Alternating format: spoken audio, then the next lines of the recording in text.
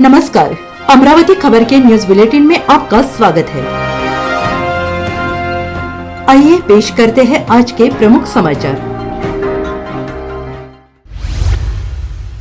72 घंटों की pre voting प्रक्रिया शुरू हो गई है। वास्तविक चुनाव में बहुत कम समय बचा है, इसलिए जिला कलेक्टर सौरभ कटियार ने निर्देश दिया है कि चुनाव से संबंधित सभी प्रणालियों को मतदान प्रक्रिया पर अधिक ध्यान देना चाहिए। पुलिस उपायुक्त नवीन चंद्र रेड्डी, जिला पुलिस अधीक्षक विशाल आनंद, उपजिला चुनाव अधिकारी शिवाजी शिंदे आदि उपस्थित थे।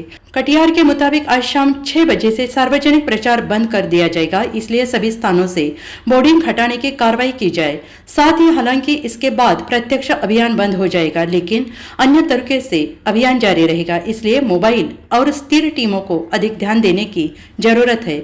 चुनाव के अनुरूप राज्य उत्पाद शुल्क, आयकर, ड्राई डे आदि उपाय किए जाएंगे, इसलिए उन्होंने शांतिपूर्ण माहौल में चुनाव कराने के लिए समुचित सावधानी बरतने की अपील की है। रेड्डी दुकानों, होटलों के समय पर बंद करने का निर्देश दिया गया है। आदेश पर आज शाम से अमल शुरू हो जाएगा। आदेश का उल्लंघन करने वालों पर मामला दर्ज किया जाएगा। प्राथमिक तौर पर मतदान केंद्र के 200 मीटर के दायरे में निजी संपत्ति से प्रचार सामग्री हटानी होगी, इसलिए विशेष सावधानी बरतनी चाहिए। उन्होंने कहा कि जिले के पुलिस अधीक्षक विशाल आनंद के चुनाव के अनुरूप कार्रवाई की है, निरोधात्मक कार्रवाई की गई है। साथ ही जिले में शांतिपूर्ण माहौल में मतदान के लिए समुचित प्रयास किए जा रहे हैं। चुनाव निरीक्षक श्री पुनिया को फिक्स और मोबाइल टीमों के साथ जिम्मेदारी से काम करना चाहिए। तो बेसिकली विधानसभा इलेक्शन जे आता 20 नोव्हेंबरला होणार आहे, त्याच्यासाठी आतापर्यंत काय कारवाई झालेली आहे आणि पुढील 2 दिवसात काय होणार आहे त्या संदर्भात आम्ही आणि CP साहेब, SP साहेब थोडक्यात सांगते।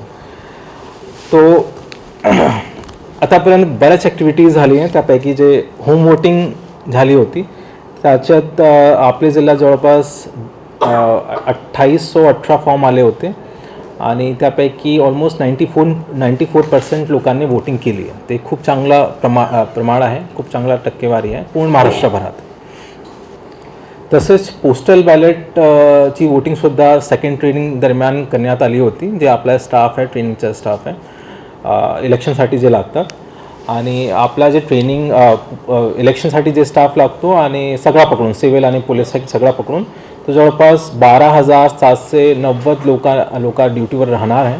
त्यापैकी सेकंड ट्रेनिंगपर्यंत ऑलमोस्ट 85% लोकांनी पोस्टल बॅलेटची वोटिंग केलेली आहे। तो हे सुद्धा एक खूप चांगला प्रमाण आहे। मागच्या वेळी तुम्ही लोकांना सुद्धा माहिती असेल की पोस्टल बॅलेट संदर्भात काही तक्रार आली होती, म्हणून यावर्षी या विधानसभा इलेक्शन दरम्यान CO ऑफिसने सेंट्रली एक SOP तयार केली आहे आणि ऑनलाईन फॅसिलिटीसुद्धा प्रोव्हाइड केली होती।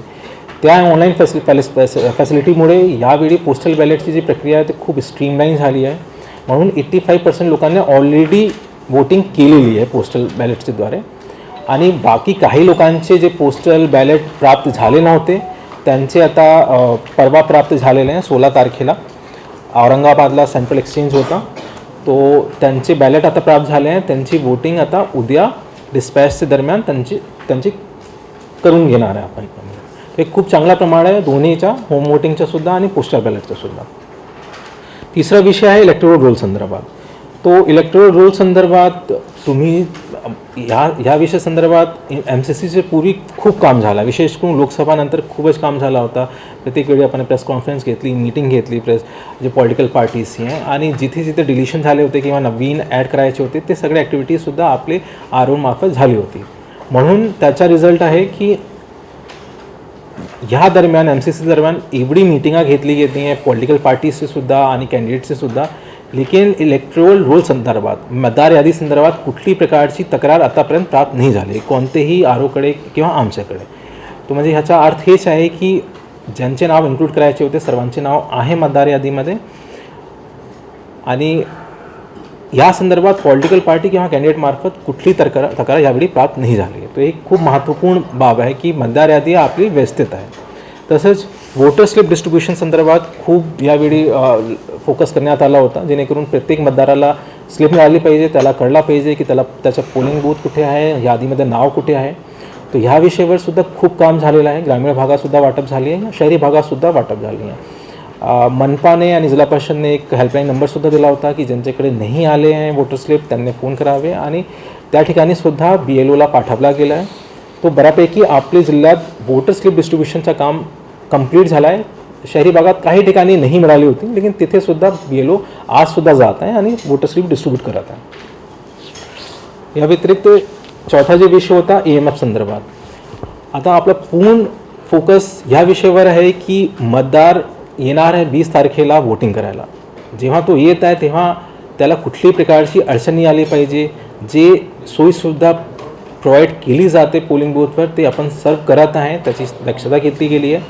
आणि शेवटचे 3-4 दिवसातसुद्धा जे प्रशासनाने पूर्ण ह्या कामावरच लागलं आहे की जे सुविधा प्रोव्हाइड करायची असतात, जे शेवटची क्षणासुद्धा आपल्याला करावं लागते, जसे शेड तयार करणे प्रत्येक पोलिंग बूथवर, साफसफाई करणे. बऱ्याचदा वॉशरूम असतो लेकिन तिथे सफाई नसते किंवा पाण्याची अवेलेबिलिटी नसते. तर या संदर्भातसुद्धा कॉर्पोरेशनमार्फत आणि ग्रामपंचायतमार्फत आता कारवाई सुरू आहे. ते हे सगळी कारवाई करत आहे. आणि ह्या व्यतिरिक्त आता यावेळी विधानसभामध्ये विशेष काय आहे की अंधेरा जल्दी हो जाता है, तो त्याच्यासाठी सुद्धा प्रत्येक पोलिंग बूथवर लाईटची सुद्धा व्यवस्था केली जाते जेणेकरून जरी अंधार झाला तरी वोटिंग व्यवस्थित लोकांना करता आली पाहिजे. तर त्याची सुद्धा दक्षता घेण्यात आलेली आहे. और प्रत्येक AC मध्ये मॉडेल पोलिंग बूथसुद्धा करण्यात आलेले आहे. ऑल वुमेन मॅनेजसुद्धा पोलिंग बूथ करण्यात आलेले आहे. तर त्याचीसुद्धा प्रशासनामार्फत तयारी करण्यात आली आहे. आज मेलघाटमध्ये 190 पोलिंग पार्टीज रवाना होत आहे. सध्या चालू आहे त्याचं काम. ते P-2ची होती कारण की ते पोलिंग बूथ खूप लांब आहे, डिस्टन्स खूप जास्त आहे. बाकी इतर सगळा डिस्पॅच उद्या होणार आहे. इलेक्शनच्या दिवशी जे आपल्याला रेग्युलेशन करावं लागते, जी काही कारवाई करावं लागते त्याचेसुद्धा आदेश करण्यात आलेले आहे. आज संध्याकाळी 6 वाजतानंतर ड्राय डेसुद्धा डिक्लेअर करण्यात आला आहे. 20 तारखेला आठवडी बाजारचा सुद्धा आदेश करण्यात आलेला आहे की जिथे आठवडी बाजार आहे ते सुद्धा पुढे ढकलण्यात येईल, शिफ्ट करण्यात येईल. आणि आज 6 वाजतानंतर 48 आवर्स सुरू होतात आणि ते सायलेन्स पिरियड आपला म्हटलं जातो. सायलेन्स पिरियडमध्ये कुठल्या प्रकारचं म्हणजे लाऊडस्पीकर किंवा रॅली सभा या प्रकारची कुठलीही ॲक्टिव्हिटी करता येणार नाही. अमरावती खबर इस YouTube चैनल को लाइक करें, सब्सक्राइब करें तथा शेयर करें.